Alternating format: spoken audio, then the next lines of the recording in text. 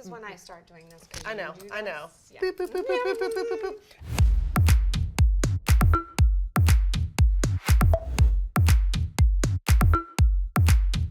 Hello, I am Jen Harrington. I am the founder and CEO of Hatch, and welcome to my kitchen for our show, Eat In or Dine Out. And today I am thrilled to introduce our guest, the lovely Kathy Klinger. Hello, my Who friend. is a dear friend and has been a client. I'm going to call you a serial client, which is not to be confused with a serial killer. A serial client and a serial CMO. You led organizations that were very, very large marketing groups. You have had some smaller teams that were a little more nimble or a little more thrifty, shall we say? Yes. Mm-hmm. That's a good way in to say it. all of those situations, you either built the internal team, partnered with outsourced agencies and consultants, Yes. or a little bit of both. Yep. So now you get the idea of the show. I do. So Eat In, we're going to talk about your experiences building teams internally. Okay. So really you got to think about this. Okay. Or Dine Out, which is the joys of partnering with external agencies and other independent resources. I wonder what that's about. So you can pick. Would you like to eat in or dine out? Oh, Jen. Dine out. I thought so. I love All right, dining out. guys, dine out it is. While we're waiting for takeout. Okay. I can't wait to hear what you ordered. Oh, it's delicious. Okay. So it's better that we talk before you have food in your teeth. So we're just going to go from the beginning. So wait, I'm going to ask you a leading question. Boop boop. I'm going to ask you a leading question. Okay. So when I first met you, I guess I would say actually like Santander days. Yeah. Actually. Well, it was my first CMO role. And that was a big transformation. I Yeah. mean, that was really a global company coming into the United States for the first time. Lots of stories. Lots of stories. To a place that had never heard of them and also couldn't Zero say brand Santander. awareness. Zero brand awareness, right? No one could say Santander. But in that situation, and then also when you were at Kaplan, also a global brand, different category. Higher but you ed. were working with big agencies. You were sort of outsourcing for a big launch. Right. Certainly in the case of Santander. Yeah. And then as you transitioned into some of your other organizations, the model and what you liked to do and how you like to work, I feel like it evolved over time. So maybe you can talk about that a little bit. Yeah. So, I mean, you were there. You were there on the journey with me, and I think you're right. Like, Santander was my first role as a CMO, but it was a big endeavor. Having this, Santander coming in, buying Sovereign, an unknown brand, as you said, zero awareness, and it did require. There's a large internal team. And we had agency partners. Wait, and I just want to say one thing because this is important.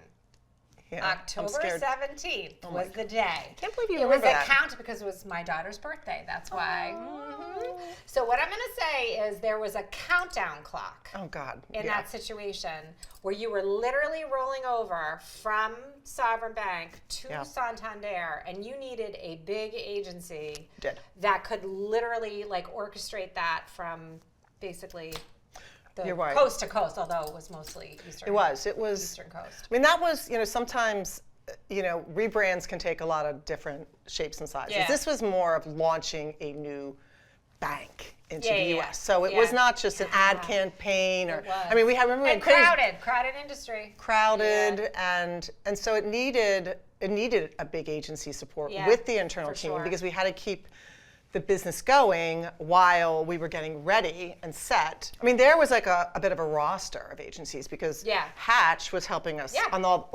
almost like the business as usual, the B2B side, working with our commercial. We were on the commercial side, and the brand strategy side. On the brand strategy side. And then the other agencies that we were working with were helping us rebrand 3,000 branches, relaunch a new website, the ATMs, the chip that we had to walk around with, launch with a new advertising campaign, launch with a new product. So that was a very complex ecosystem of larger agencies, smaller partners, and internal teams, and it was tricky for sure to collaborate and get everybody aligned. Yeah.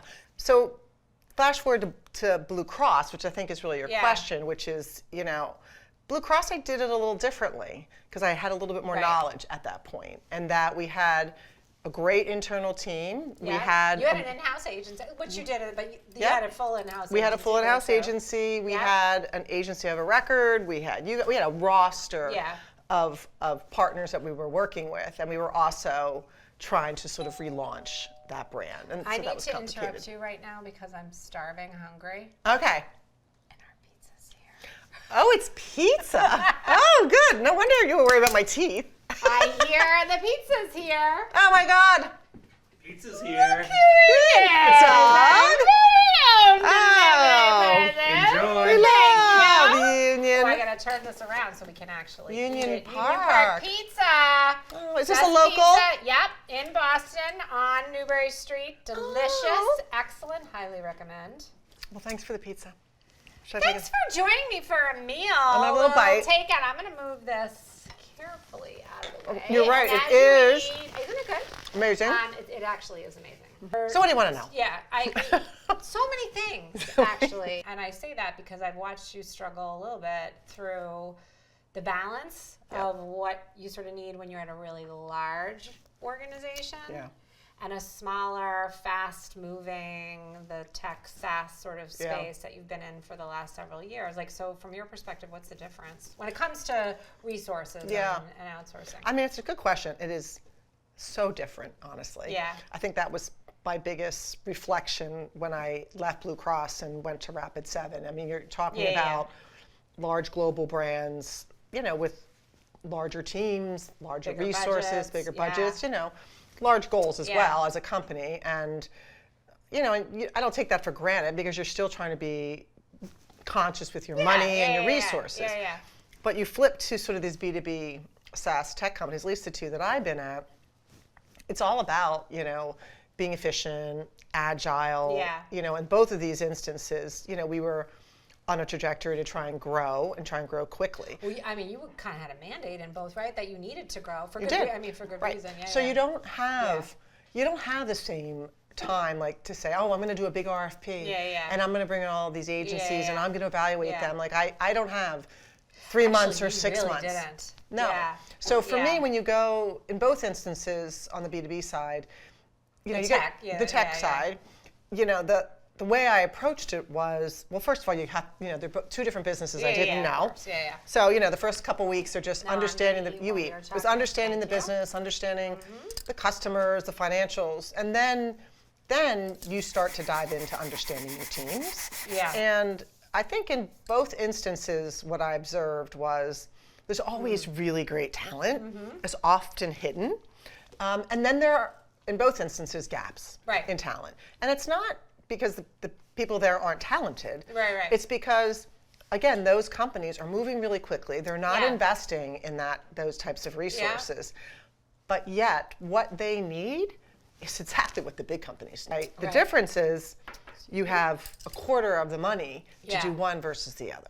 So you have to be really, it's a very different process. So for me, it's a lot about going in, auditing, and I often bring in partners to help me do this. You know this. At Rapid7, Hatch came in because my spidey senses were up. It was like, we do not really have a brand platform here. How am I going to figure out messaging and strategy if I don't really understand really what we stand for and how we're different than the competition? I feel like that was a really good example to being able to build, or your ask to being able to build project-based, a SWAT team that could come in and do the project, get you what you needed, and do a good job, hopefully. And then you might move on to a different project and you need different skill sets. That was exactly what it was there. And then what often happens is, then there's this next phase, which is about, am I going to hire full-time people for the gaps that I see? Am I going to hire agency partners? So this is what I want to really talk about. Let's talk How did I know? How did I know you wanted to go here? It's almost like I invited you on the show and told you that is something I want to talk about. You were leading the witness. Also, that actually is, that's a challenge. It is a challenge. I mean, again, how do you decide? I mean, it is tricky. I mean, what I would say for, at least on the B2B side in these tech companies, is it comes back again to speed and not a big budget. Yeah. So that's tough though. When the goals are high, you got to move fast. You don't have a big budget, and you don't necessarily have all the skills that you need, even if you have a great team, to be able to get the stuff done. So what I've done is, again, maybe it's back to my whole. I feel like I want to make a joke about Ghostbusters. Please do. Something like, what do you do? Who are you gonna call? That sounds like we're gonna call. So, but that is that's a challenge. And I don't think there's any one right model. Yeah. For me, it was I'm going to bring a couple agencies that I know can help me with some of these longer term projects. I also needed to bring in some contractors. Yeah. But that journey of having, whether it's the, agencies or there's so many talented freelancers or a firm like you that has you have an agency side that I often hire, and you have talent side that I often go to bring in talent. I give you guys a lot of credit for those that go on that journey to be nimble with your customers. The ability to work with a lot of different configurations, I think, is actually a hallmark of what successful agencies need to be able to do. I think if you can't do that, it's going to be tough out there. Yeah, I think you're right. Because it's just, there's no one model. It's not like cookie cutter model that's gone. And I think what's been valuable for me, and I've done this with some of the people on your talent team, is helping. To adapt. To adapt and to think about those models, because I do think, the models are so different, right? They are. And people get hung up on titles like, you need a content creation person or you need a digital person. Yeah. And those things can mean so many different things. Yep. So I do think it's been very valuable for me to just talk through, right? They always joke, it's lonely being a CMO. Well, it is. Sometimes it is lonely, but you don't have that bounce. You don't have that partner to bounce off ideas as much. Yeah. So I do think, I don't know if that makes sense, but I do think and I think that consultative piece. I was just going to say the consultative piece. Yeah. Did you enjoy the pizza? Loved it. It's very good. Again, I will say Union Park Pizza, a big plug.